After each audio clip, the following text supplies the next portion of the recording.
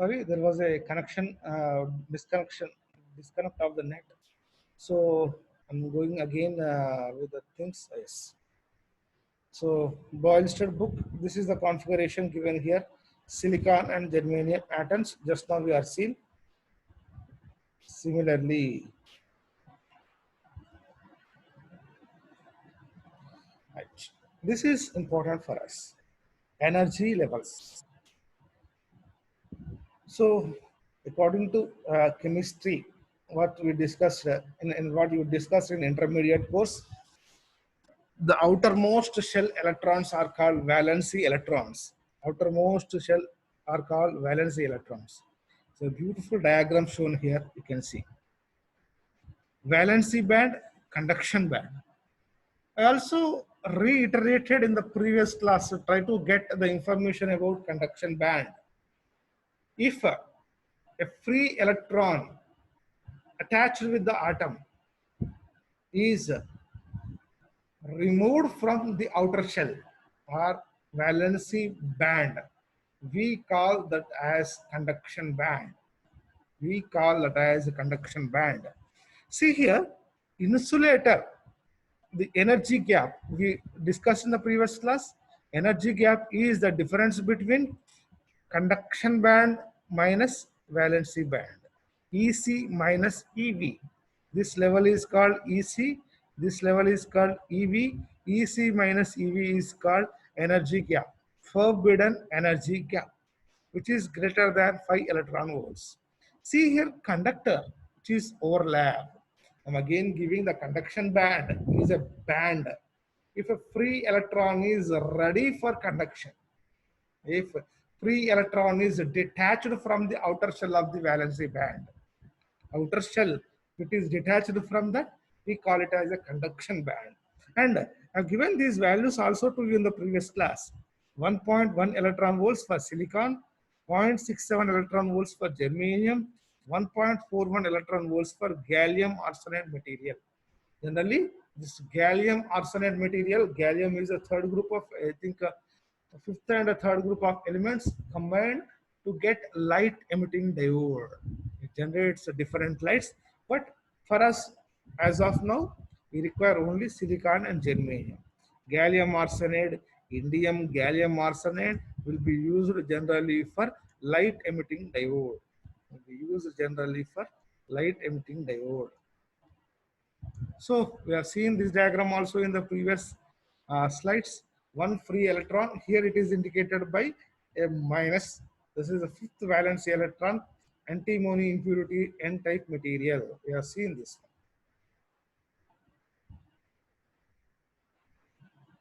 So this is important for us. Now, with the addition of impurity atoms, some free electrons are available exactly some distance below the conduction band. Now the energy gap is 0.05 electron volts, 0.01 electron volts. Very small DC voltage is required to improve the conductivity of N-type semiconductor. Now, see here, this is actually easy for a pure semiconductor. Now, I have added intrinsic, that is impurities, that is pentavalent impurities to a pure semiconductor. Pentavalent impurities to a pure semiconductor. Now you can see this is the level. The electrons, because some free electrons are already available, they are in very near to conduction band. Application of a small voltage. What is that voltage now? 0.05 electron volts, 0.01 electron volts. Electron volts, we defined that electron charge into volt. Electron charge is 1.602 into 10 power minus 19 coulombs. So 1 electron volts is equal to 1.602 into 10 power minus 19 volts. And in the running sentences, you can see here one thing. If our dosage level were 1 in 10 million, that's what I have given the sentence to you. Out of a pure 10 power 7 pure atoms, I will add 1 impurity. If I have total atoms 10 power 12, then 10 power 12 by 10 power 7 is a 10 power 5. So we are adding 10 power 5 impurities to 10 power 12 pure atoms. 10 power 12 pure atoms. So I will share this book with you. Don't worry about that. This is a p-type material. The leftover place, boron is added now. Boron, gallium and indium are trivalent impurities, and this vacant place is called void in this case, which is a free hole. Which is a free hole.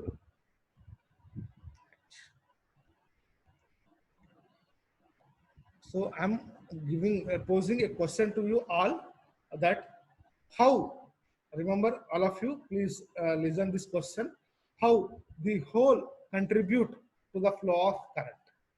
This is there in the previous page. I skipped that page. Electron versus hole flow. How the hole will contribute to the current. Just all of you can just refer that material. Majority charge carriers, minority charge carriers. This is also we discussed. In an N-type semiconductor, electron is majority carriers and hole is minority, which is known. This diagram is very much important for me to discuss in the today's class, which we not discussed in the previous class. N-type material, remember here, pentavalent impurities were added. Pentavalent impurities are added because it is donating one free electron. So the leftover place is called positive immobile donor ion. See here, I'm scrolling this one, plus with the circumference the circle, which is called a positive donor ion, because it is donating one free electron for the circuit. One free electron. It comes to the p-type semiconductor. P-type, and you can see here N-type semiconductor, minus, minus, minus. These are majority charge carriers. You can count a good number of majority charge carriers. Minority charge carriers, plus. Only simple plus is a hole in this circuit. It's a hole. Simple minus is electron. Plus with a circle indicating that it is immobile ion. Remember that it is immobile ion. That is fixed in the crystal lattice.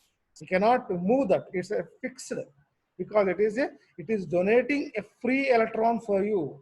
So this is why it is called donor ion.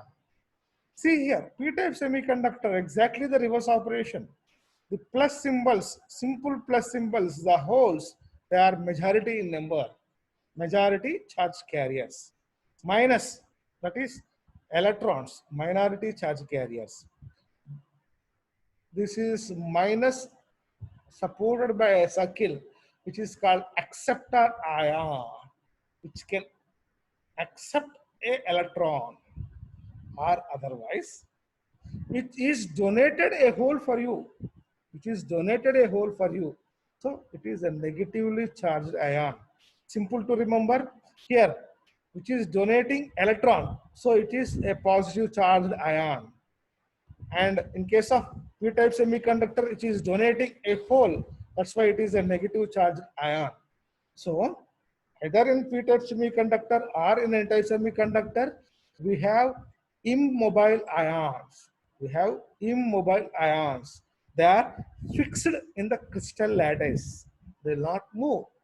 They will be fixed in the crystal lattice. They are fixed in the crystal lattice. Then what are the mobile ions? The mobile ions are electrons and holes. And remember here that in n-type semiconductor, electrons are majority in number. They are greater in number. Holes are majority in number in p-type semiconductor. And in both the cases, if temperature changes,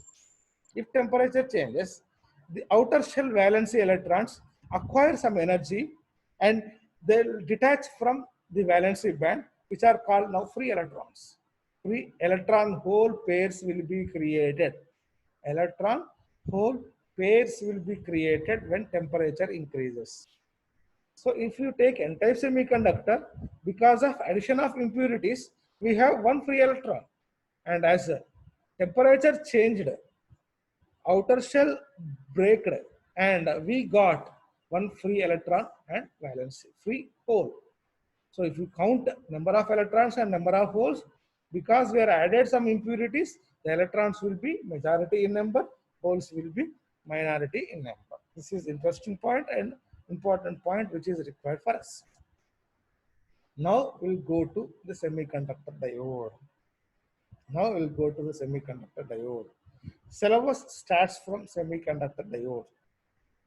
The things what we discussed up to this point are prior information. Just to know this information for better understanding of the next topic. So semiconductor diode. Now you can see this is a semiconductor diode. Beautiful diagram given in this circuit. Previous class, I have mentioned one thing, diffusion current and drift current. Diffusion current and drift current. See here, this is P-type semiconductor. This is N-type semiconductor. P-type semiconductor, holes are majority in number, and N-type semiconductor, holes are minority in number. If you see the concentration gradient will be like this. Similarly, in N-type semiconductor, electrons are majority in number, the concentration is more, and electrons are minority in number, P-type semiconductor. So, there exists a concentration gradient, change in the concentration of electrons and holes. Because of the change in concentration of electrons and holes, the electrons will move from high concentration to low concentration.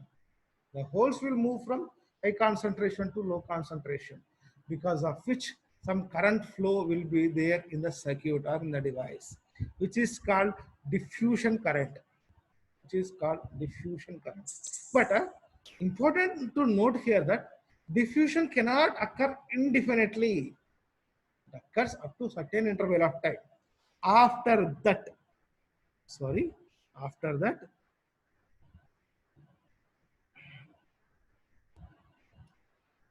please. Right. After that, you can see here, if this positive hole,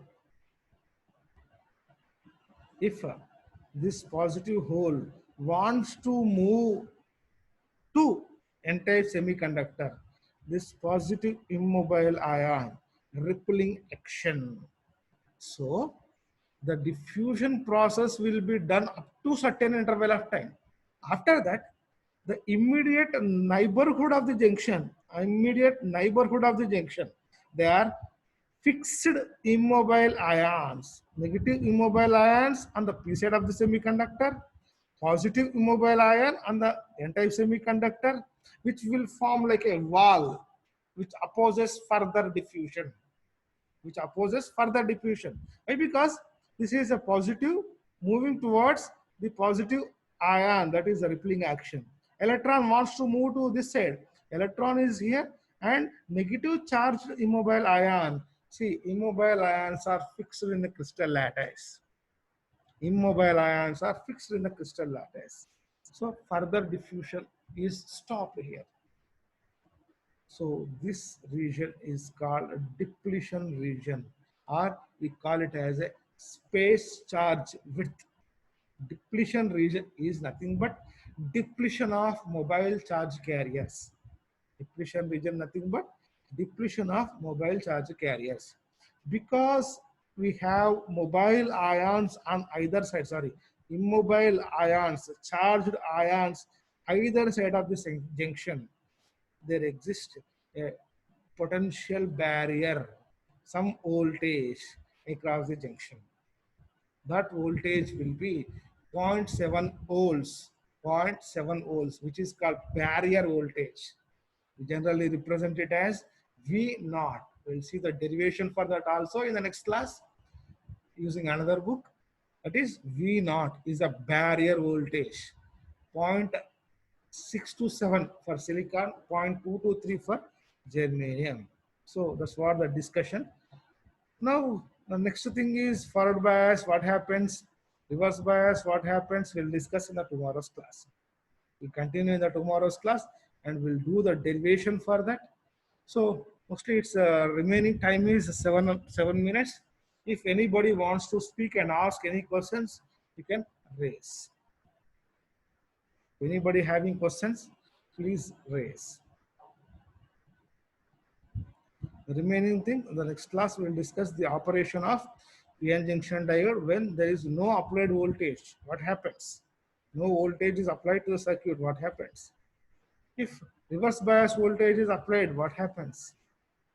If forward bias is applied to the circuit, what happens? So this is the starting point of our syllabus. This is starting point of our syllabus. So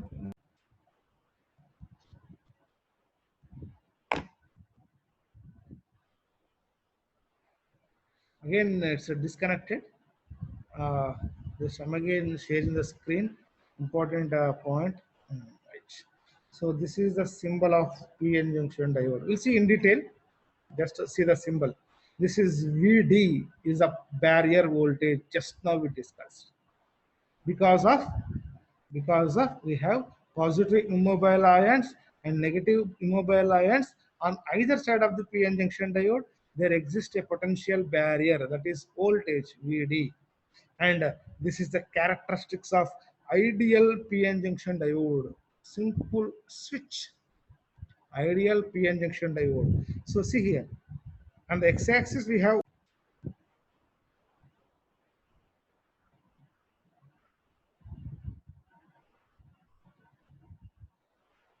so because of connectivity problems, we are getting disturbance.